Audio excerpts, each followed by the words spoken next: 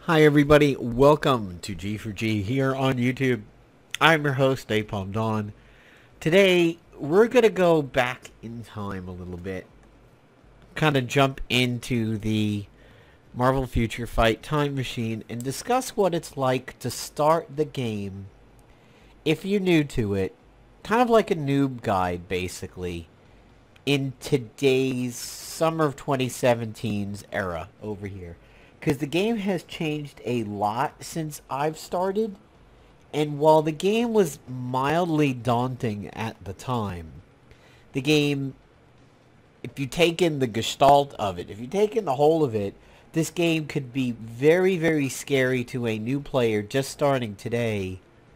And this video will hopefully kind of compartmentalize, break things up into more bite-sized chunks than trying to eat that 40-pound steak at a restaurant off a southwestern highway somewhere where if you eat it all in an hour, your whole entire meal is free.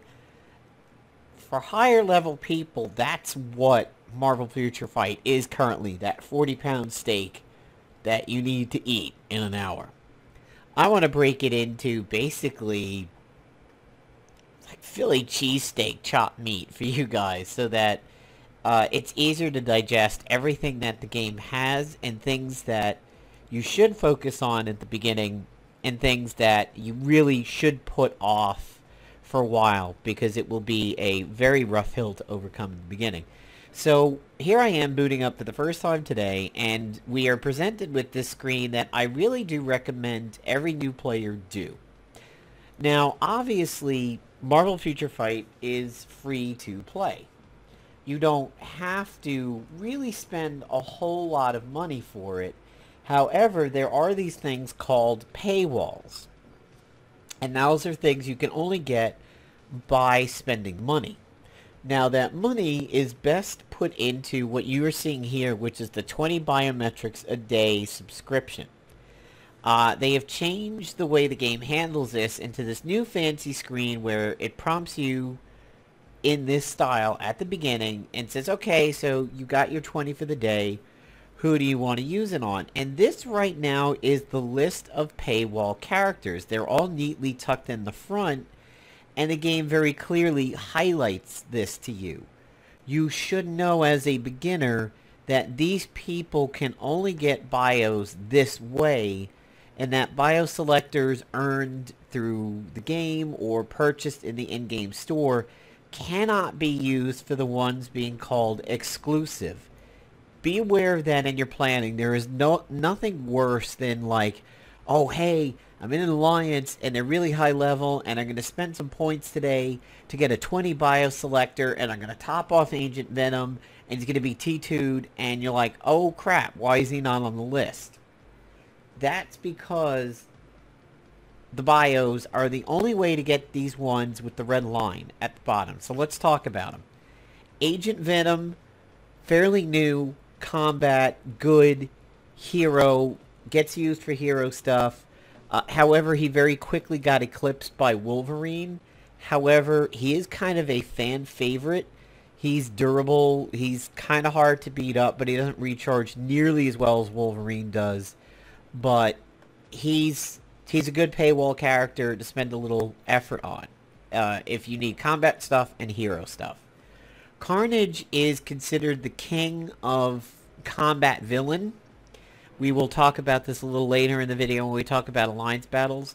This is one of the first paywall characters that noobs should aim towards. And by the way, I use noobs as new people, not noobs in the derogatory sense. So I'm going to get that out of the way in the beginning of the video. So if I reference noobs, I don't mean bad things. I mean new to Marvel Future Fight players. Carnage is noob friendly, has good iframes, he's invincible, he drops portions of himself that he can later reconsume and heal himself, similar to Agent Venom, but Carnage was doing it first. He is also now a hero in Marvel Heroes, including a Spider-Man Carnage suit. So if you're a fan of Carnage or the symbiotes, Marvel Heroes has got your back too. Next up is Vulture, which is one of the newest from the Spider-Man Homecoming movie. Not really a strong character to worry about paywalling right now. Kid Kaiju is kind of reigning supreme when it comes to speed-related items, especially Speed Hero. He is the top of the cake right now when it comes to speed. If you need help in speed, he's the one you want to paywall towards. There are lots of good free speed characters, including Elsa, who was queen before Kid Kaiju became king. In all honesty, KK's power over Elsa isn't strong enough that as a newbie, you have to devote things into Kid Kaiju. You will get just as much mileage out of Elsa, especially one of her uniforms. Ironheart, low on the power rankings. Female Iron Man basically kind of looks like Rescue in that pose. You don't necessarily need to aim for her, but she is pretty solid. Enchantress was a paywall kind of about in the middle ago. Not one of the most recents, but not one of the most basics like Carnage. Very, very strong blaster. She's a villain, obviously. She does things in the game that not many other characters can do. While Doctor Strange can time freeze a lot of things, Enchantress shuts them down by mind controlling them. And if you sort of remember what mind control was like in Marvel Avengers Alliance, it's similar to that, and she can affect bosses and world bosses and everything. She's a very, very powerful blaster. She has good team-ups with some other starter characters like Thor and Loki. It is worth aiming at Enchantress as a paywall character. This is Gwenpool. Speed, strong-ish, can be skipped. There's other higher speed. Satana is a pretty good universal. Some guides put Damien Hellstrom ahead of Satana. However, I know a lot of people who love Satana quite a bit, love her AoE, consider her very good for Universal Hero Day. She's not a villain in this, and neither is Hellstrom, but I have a difference of opinion in all the people that say Hellstrom over Satana, as I believe more closely in the people who believe in Satana. I just don't have her there yet where I can pass judgment, but I trust the people who really like Satana and power rank her over Hellstrom. But Hellstrom is free.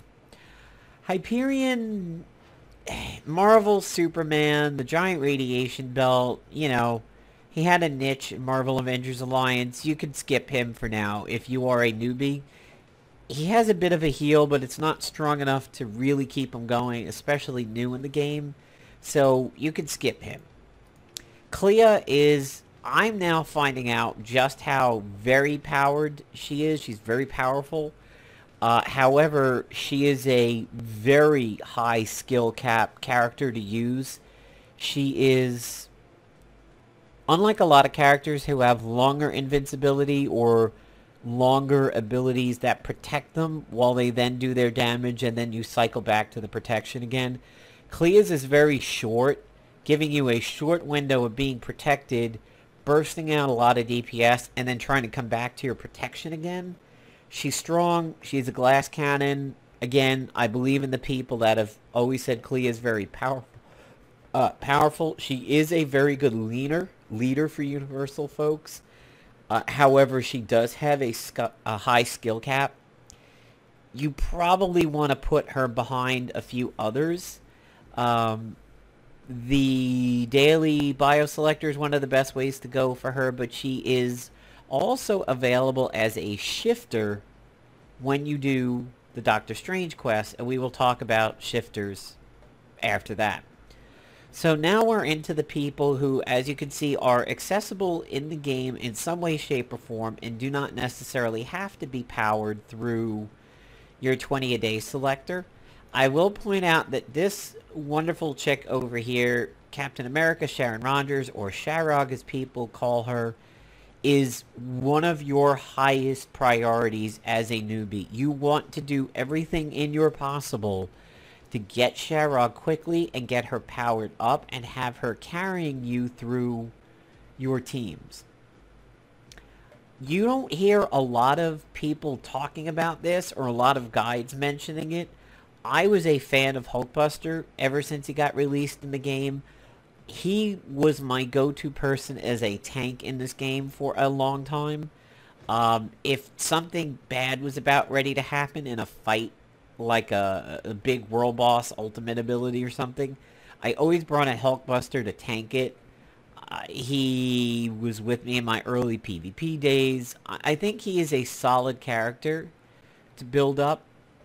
And I mean, he's nowhere now. Nobody power ranks him at all for anything.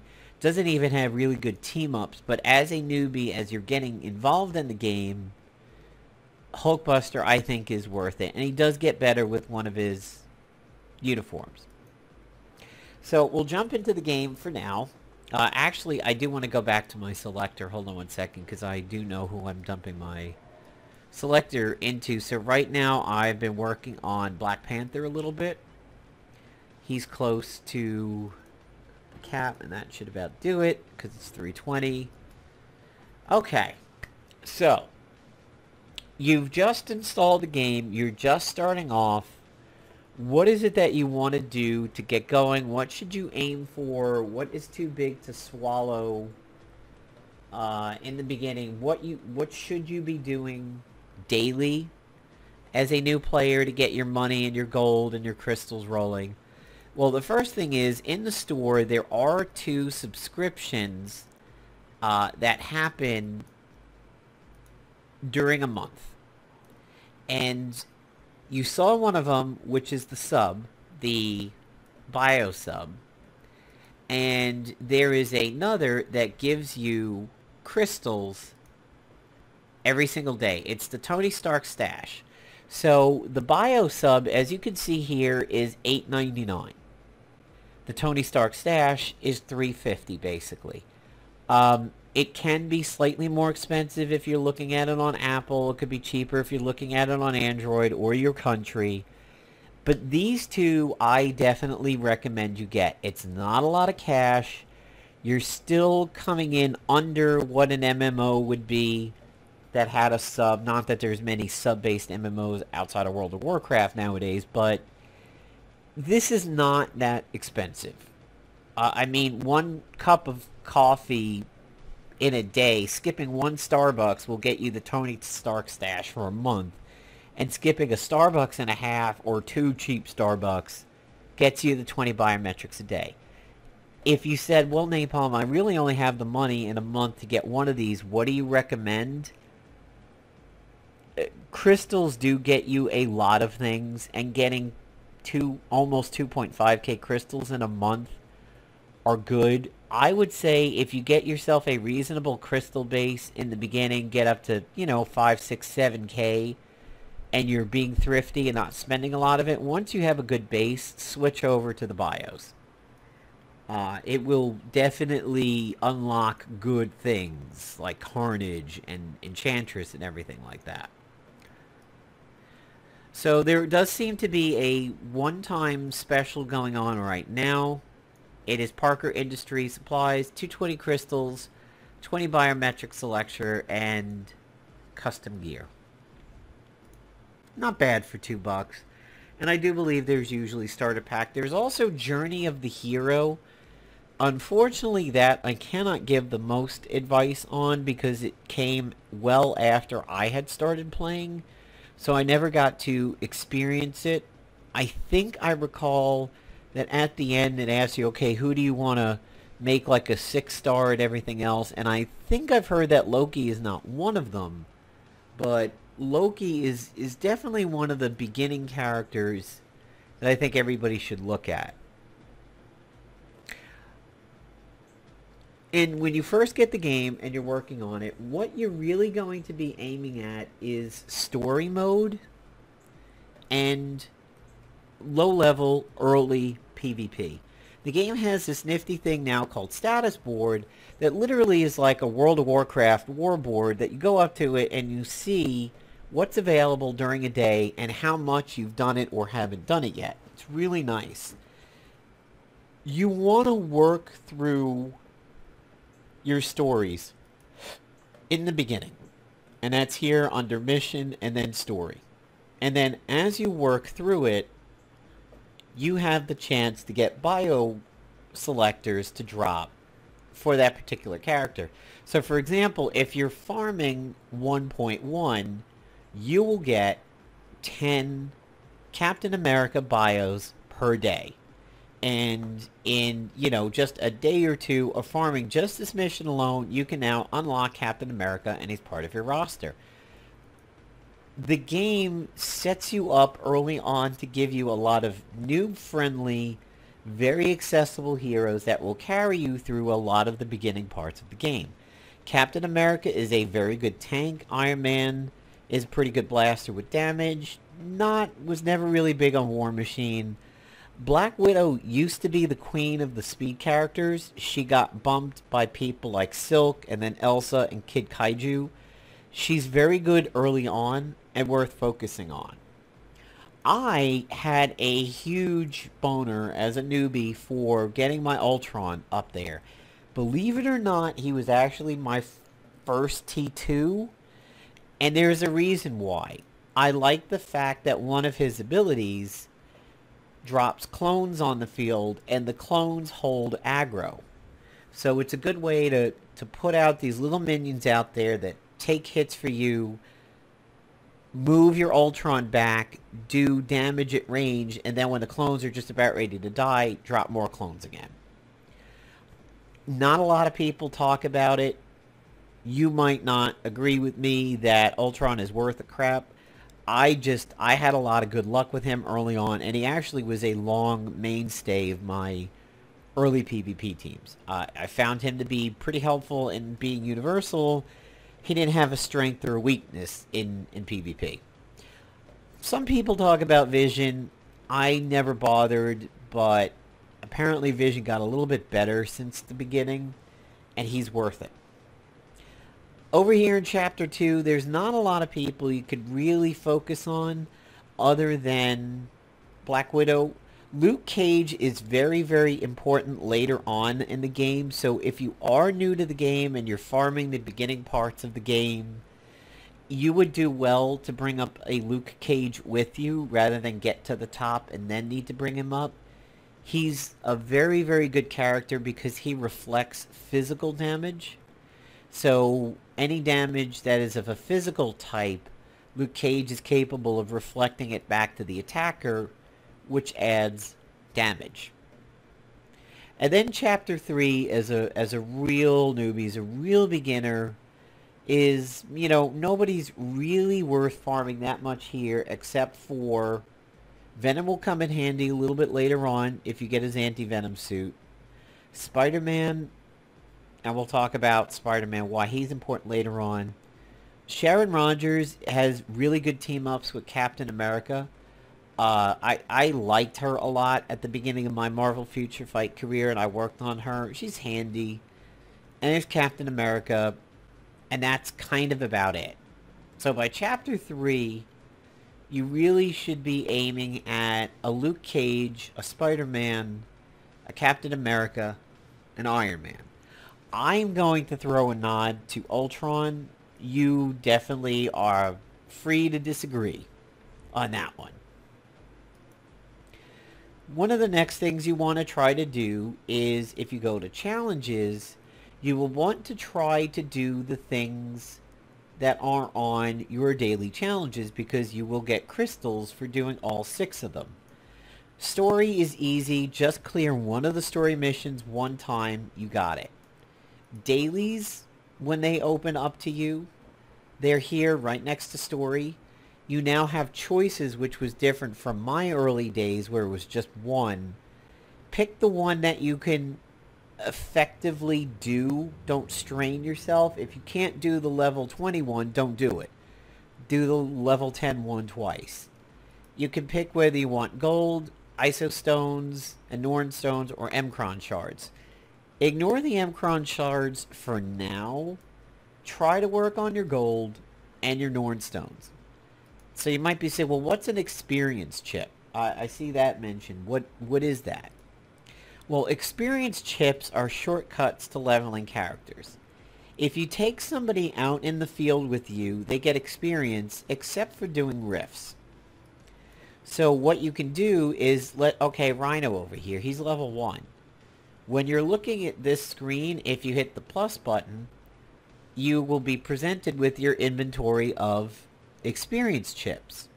You can devote some chips like this and instantly level the character up. When you level a character up, you unlock more and more ISO slots until you're level 50, and then they're all open up. And you are able to bump up their gear and skills further. So their gear and their skills are locked behind their level. As a level 1, I can't give everybody the maximum 6 on their skills. I can't do it because the game will say you're not a high enough level. So that is the purpose of leveling a character up, plus their stats go up, so on and so forth. The level cap for a player is capped out by their rank. The game has 6 stars available to somebody, and generally people start as 1, but some of them will start as higher. So you have 6 possible stars that you can do. At every star ranking, it determines what your maximum level is. So at 1 and 2 stars, your max level is 40. Then at 3, it's 45, 50, 55, and 60. In order to get a character star level up, you have to get their biometrics and then bump them up from there. So here, Rhino is 5 stars. I know his maximum level right now is 55 because of that. In order for me to get to the next level, I have to get 320 of his biometrics. I'm at 45. So obviously that's a long haul. In the beginning, it's only like 20, and then 80, and then like 120. It goes up incrementally and gets worse until it's 320, which is his highest. So here's Bullseye. He's capped out at 55 because he's only 5 stars. I can't get him any further until I get 270-ish more biometrics. Now you might be wondering, okay, what's with the yellow stars and the red stars? The red stars are mastery. You can always red star any yellow star you have, so even a level 1 yellow star character can have a level 1 red star mastery.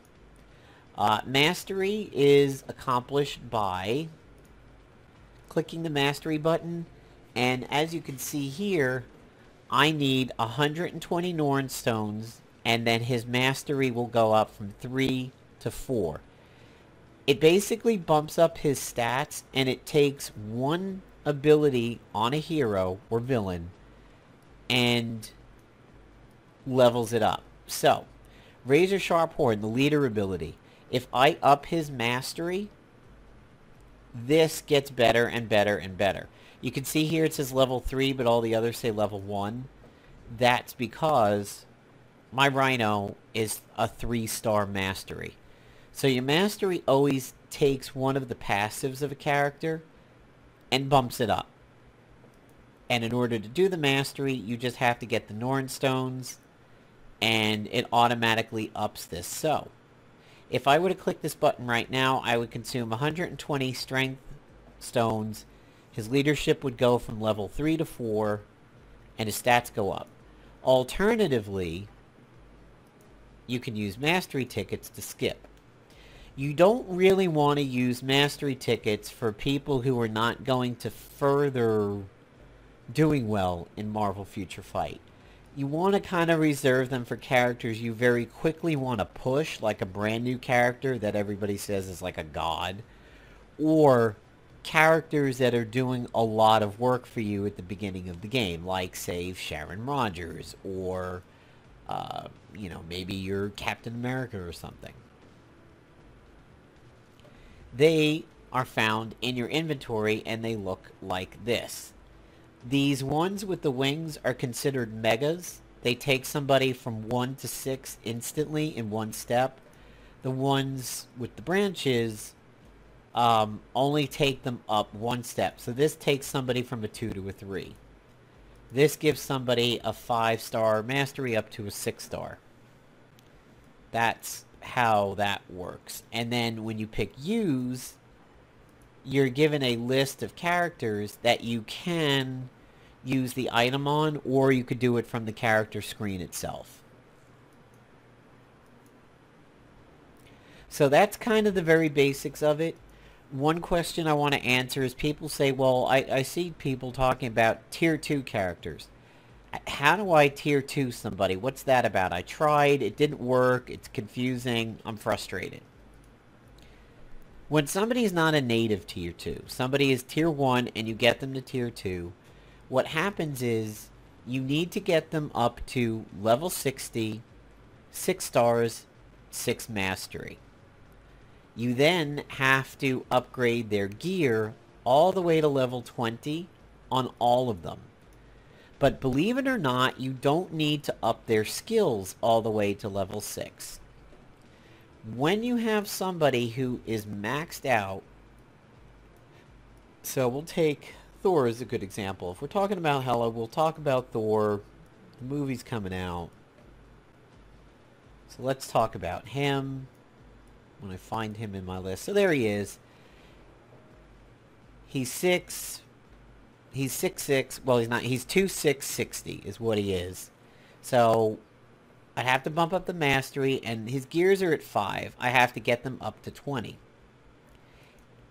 You could go to advancement and pay either biometrics, the appropriate Nordstone, black antimatter, rainbow Nordstones, and 2.5 million to take him up from tier 1 to tier 2. However, you can also use a ticket, which is available generally at the end of every month if you log in it every day, and it's sometimes on sale in the stores. The tier 2 ticket, as you can see here, I can't use, and it's telling me why. I'm not 6'6", If I was 6'6", it would tell me that the gear level is too low. So we will use She-Hulk as an example of that. She-Hulk, advancement, tier 2 advancement. See, all gear must be 20. This is what trips newbies up a lot. The good thing is when you use a tier 2 ticket, you don't have to use bios or stones or BAM or chaos stones or anything. It just consumes the ticket, you keep your money, you keep your material, the person becomes tier 2. So you have a choice. You could either do it the short way and use a ticket, or you can go the long way and farm the person all the way up. Sometimes in the store, the very rare and very valuable Mega Tier 2 shows up. When that does, is it takes somebody from level... Here's an example of it. This Mega T2 instantly takes a level 1 character all the way to a tier 2 character with nothing else in between. They're very expensive, but they're very valuable. And they can be used on somebody, you know, say the Apocalypse patch happens. And one character in the Apocalypse patch, everybody says, is great. And you're like, I want this character. I want him now. I don't want to wait. I don't want to farm. Just now, like Enchantress. I did this with Enchantress. I used a Mega Tier 2 on her, and I took her from fresh character on my roster to a Tier 2. Expensive, but it is a major shortcut. So, to kind of recap on this one, this is for just the beginner stuff. This isn't intermediate or more advanced. We'll tackle that in a different video.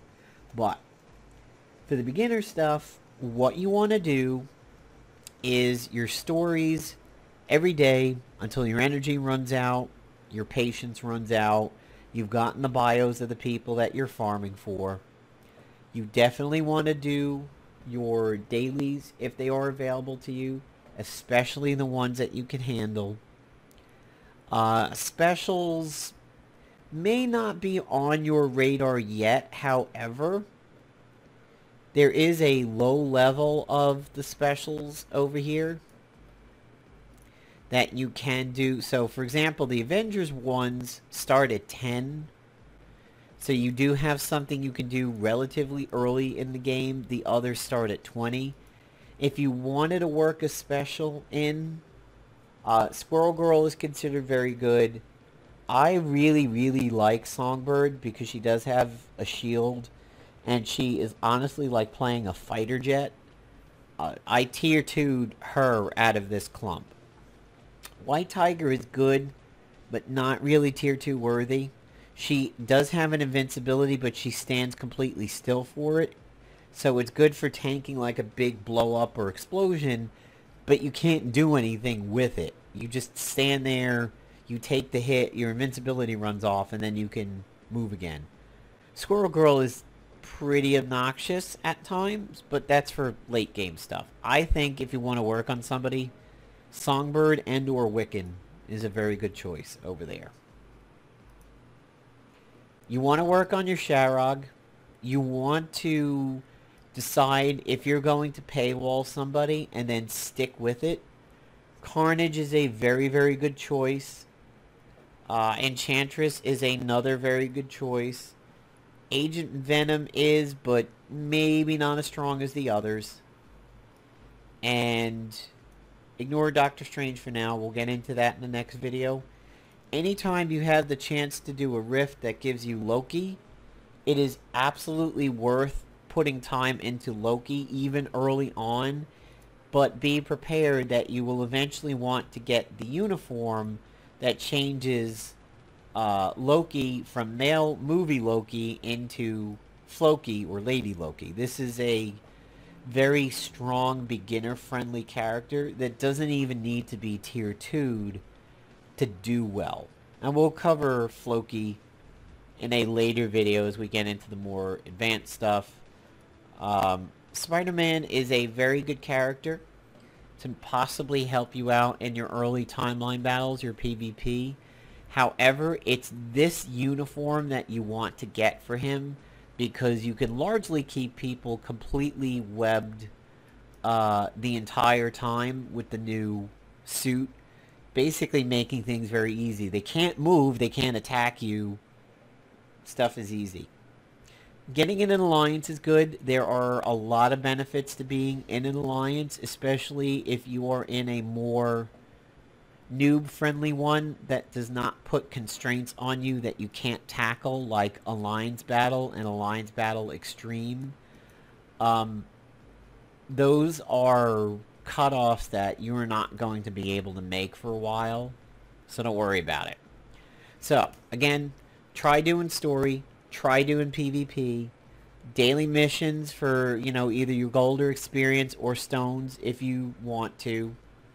Under Arena, this is your timeline battle. This is early PvP. You'll be matched with people around your area. Ignore Alliance battles and tournaments and conquests and Battle World for now. Ignore the Epic Quest for now. Under challenges, there is a easy villain siege, but it starts at level 25. You're probably going to want to ignore it in the beginning. Same for World Boss and Shadowland. And ignore co-op for a little while. We will deal with them at a later time. So, hope this video helps you guys out, gives you some directions on characters to go, things to spend your time doing in the game. I gave you some recommended noob-friendly characters over there. Most of the community is largely in agreement with what I told you, except for Ultron. I just like them because his clones tanked and held aggro, allowing me to run around and, take a breather for a second, or just use ranged DPS while somebody else took all the hits. So, that's about it for me for now. That we do have an event going on in the game currently.